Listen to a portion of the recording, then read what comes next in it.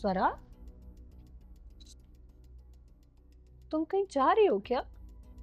नहीं तो तो फिर ये क्या पहना है तुमने? What's wrong in it. मेरा जो मन करेगा मैं वो पहन के घूमूंगी इस घर में। बट ये सही नहीं है ना। क्यों सही नहीं है भाभी जी? अब आप मेरी जेठानी हैं तो क्या मेरे कपड़े भी आप ही डिसाइड करेंगी? अरे नहीं, मैंने ऐसा कब कहा। मैं बस तुम्हें इतना समझाना चाहती हूँ कि इस घर में हमारे अलावा भी तो लोग रहते हैं ना।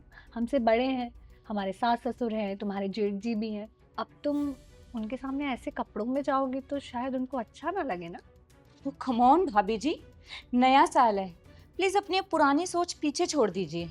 अगर मेरे ससुर या आपके हस्बैंड को मेरे कपड़ों से कोई प्रॉब्लम हुई तो वो लोग आके डायरेक्ट मुझे बोल सकते हैं। You don't worry about it. Swara, मैं बस तुम्हें इस घर के नियम और कायदे समझा रही थी। तुम्हारी नई नई शादी हुई है, तुम नई बहू हो और मैं तुम्हारी जेठानी हूँ। तो मेरा फर्ज बनता है तुम्हें समझाने का, ये बताने का कि लोग इस घर में कैसे रहते हैं। यू गेट यू भाभी जी, आप तो मुझे अभी से कंट्रोल करने लगी हैं। एक बात अच्छे से जान लीजिए, स्वरा जैसी मॉडर्न लड़की इस घर में किसी से कंट्रोल होने नहीं आई है। और हाँ, ना ही मैं आपकी लाइफ में इंटरफेयर करूंगी, ना ही आप मेरी लाइफ में इंटरफेयर करिएगा, समझे?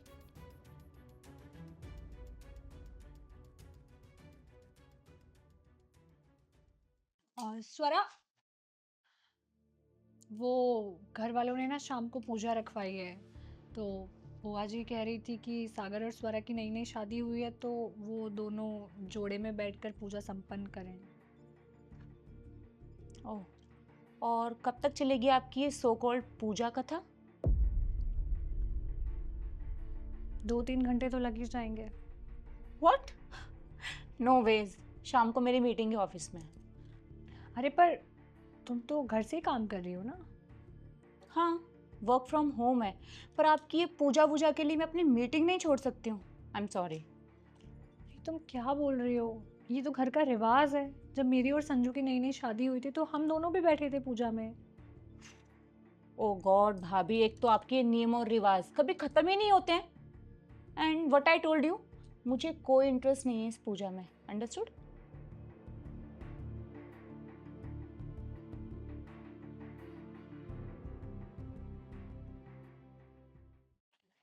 अरे स्वरा, ये नहीं खा सकते हैं आज।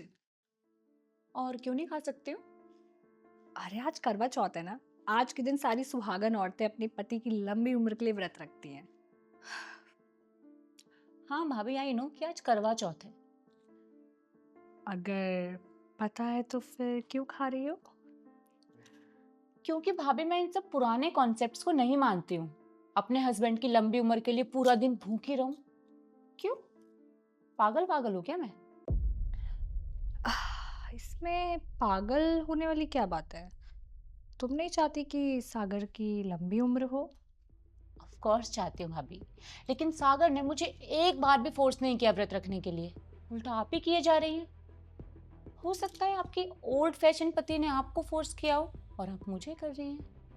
देखो, तुम्हें व्रत रखना है रखो, नहीं रखना है मत रखो, पर मेरे पति को इन सब के बीच में लाने की कोई जरूरत नहीं है।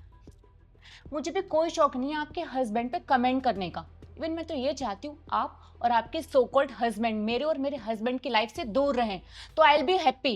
ओह, तुम्हें क्या लगता है कि तुम बहुत ज्यादा मॉडर्न हो?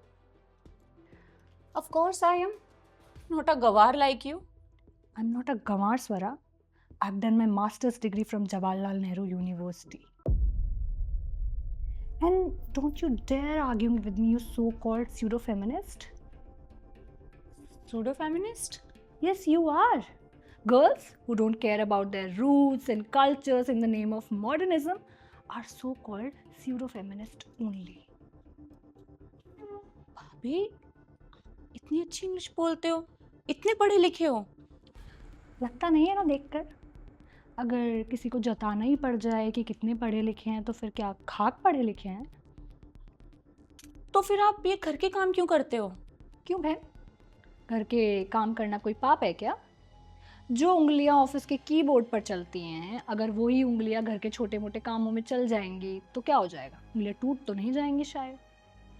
और साल में एक बार पति के लिए फास्ट रख भी लिया तो क्या हो गया, गुनाह हो गया क्या कोई? और मेरी बात कान खोलकर सुनो, मुझे कोई फोर्स नहीं करता ये सब करने के लिए। मैं अपने मन से और अपने दिल से करती हूँ अपने हस्बैंड के लिए, जो वाइफ होने के कर्तव्य हैं मेरे। ना तो मुझे उनके पैर छूने में कभी शर्म आई है और ना ही मेरे पति को मेरे पैर छूने में कभी शर्म आई है। तुम ये जो डिग्रियाँ मॉडर्न और ये वो कर रही हो ना, डिग्रियाँ तो बहुत कमा ली तुमने, पर उसके साथ साथ घमंड उससे ज़्यादा कमा लिया। और अब इस घमंड के चलते तुम्हारे सारे रिश्ते राख हो जाएंगे एक दिन, और उस राख से अपनी कमरे की दीवार रंग लेना जिस पर तुमने अपनी डिग्रियाँ टांगी हुई हैं।